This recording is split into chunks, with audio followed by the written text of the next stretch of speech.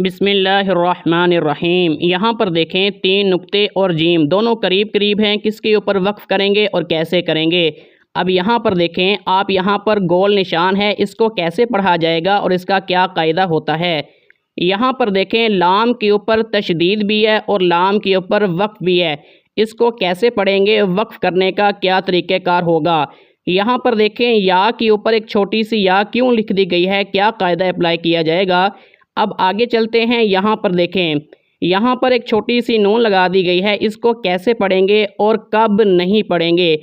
आज की हमारी वीडियो पारा नंबर 19 के ऊपर है।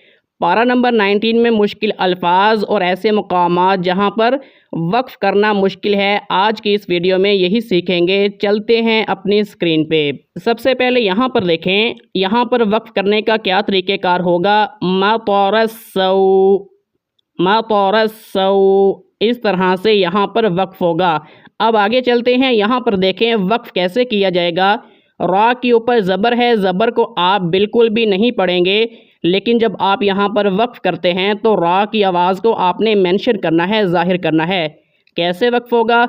अल्लमकुमुस्सिहर, अल्लमकुमुस्सिहर। क्लियर हो गया है। अब आगे चलते हैं। यहाँ पर देखें दाल के बाद अलिफ है, अलिफ के ऊपर एक दायरा है। यहाँ पर क्या करेंगे, मैंने एक कायदा आपको पढ़ाया था कि अलिफ से पहले जब भी ज़बर आ जाए तो अलिफ मद्दा वाला कायदा अप्लाई किया जाता है। यानी कि अलिफ की वजह से जिसके ऊपर ज़बर होती है, पीछे वाले हर्फ को 2 सेकंड तक लंबा किया जाता है। लेकिन यहाँ पर देखें अलिफ के ऊपर दायरा है, तो यहाँ पर अलिफ मद्दा वाला कायदा अप्लाई नहीं किया जाएगा। अलिफ की वजह से दाल को लंबा नहीं किया जाएगा। कैसे पढ़ेंगे। वसमूद, वसमूद व अस्हाब।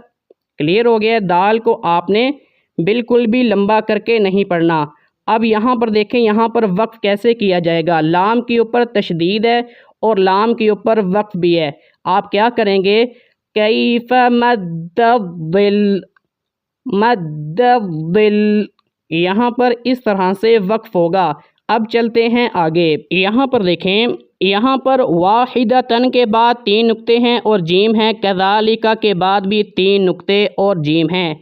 3 नुक्तों का कायदा मैंने आपको बताया था कि जब भी 3 नुक्ते आ जाते हैं, ये करीब करीब होते हैं, आपने किसी एक के ऊपर वक्फ़ करना होता है। अगर पहले वाले के ऊपर कर लिया है, फिर दूसरे वाले के ऊपर नहीं करना।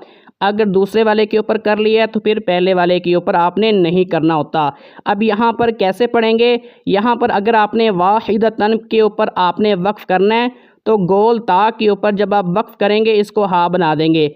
वाहिदा, वाहिदा। क्लियर हो गया है। अगर आप कज़ालिका के ऊपर वक्फ़ करना चाहते हैं तो कज़ालिक, इस तरह से वक्फ़ करेंगे। लेकिन इन दोनों में से आपने किसी एक के ऊपर वक्फ़ करना है, दूसरे के ऊपर वक्फ़ नहीं करना। अब आगे चलते हैं। यहाँ पर वक्फ़ करते हुए अक्सर लोग लाजमी गलती करते हैं। सबसे पहले बात करते हैं येलो हाईलाइट की। कअन्नहु हुवा, यहाँ पर वक्फ़ कैसे होगा। हुवा का जो वाव है उसके ऊपर ज़बर को ख़त्म कर देंगे, वाव के ऊपर आप जज़म यानी कि सुकून को लगा देंगे। कैसे वक्फ़ होगा। कअन्नहु हु, कअन्नहु हु। क्लियर हो गया है। अब बात करते हैं ग्रीन हाईलाइट की।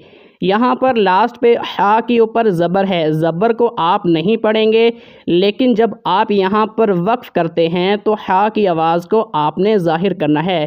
कैसे वक्फ़ होगा। क़ील लहा दुख़ुलिस सर्ह, क़ील लहा दुख़ुलिस सर्ह। क्लियर हो गया है। अब चलते हैं आगे। यहाँ पर इसको समझने से पहले एक क्वेश्चन आप सबसे है। यहाँ पर मुझे बताएं कि अगर दोनों आयात को आप साथ मिलाकर पढ़ते हैं तो इसको कैसे पढ़ेंगे। कमेंट बॉक्स में जवाब दे सकते हैं या फिर मुझे आप व्हाट्सएप के ज़रिए SMS करके जवाब दे सकते हैं। इंशाल्लाह मैं देखूँगा कितने लोगों का आंसर सही होता है, लेकिन मैंने देखा है कि अक्सर लोग ये गलती लाजमी करते हैं। अब आगे चलते हैं। यहाँ पर देखें, जब बात आ जाए हरूफ़ मुक़त्तआत की तो अक्सर लोग कंफ्यूज होते हैं। आपने इसको कैसे पढ़ना है? तौ के ऊपर खड़ी ज़बर है, इसको 2 सेकंड तक लंबा करेंगे।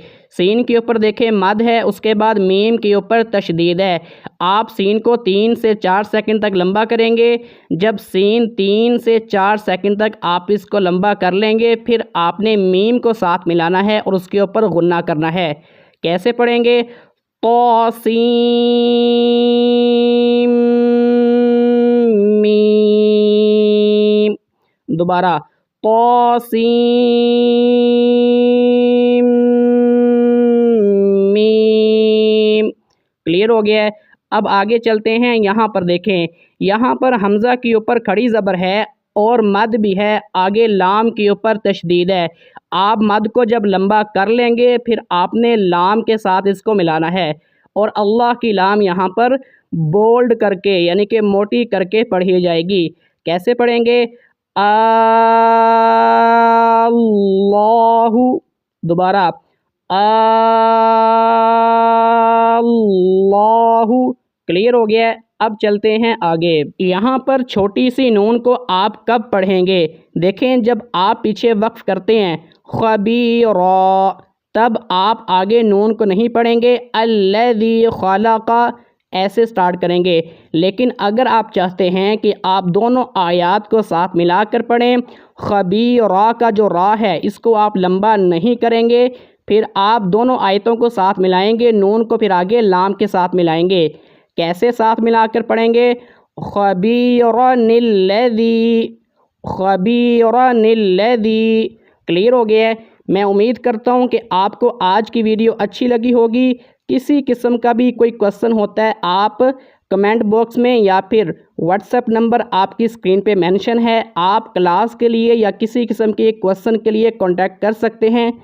अल्लाह ताला आपका और मेरा हामी व नासिर हो। ये एक क्वेश्चन है जो आपकी स्क्रीन पे है, आप इसका जवाब दें ताकि मैं आपकी रहनुमाई करूं। अस्सलामु अलैकुम व रहमतुल्लाहि व बरकातुहू।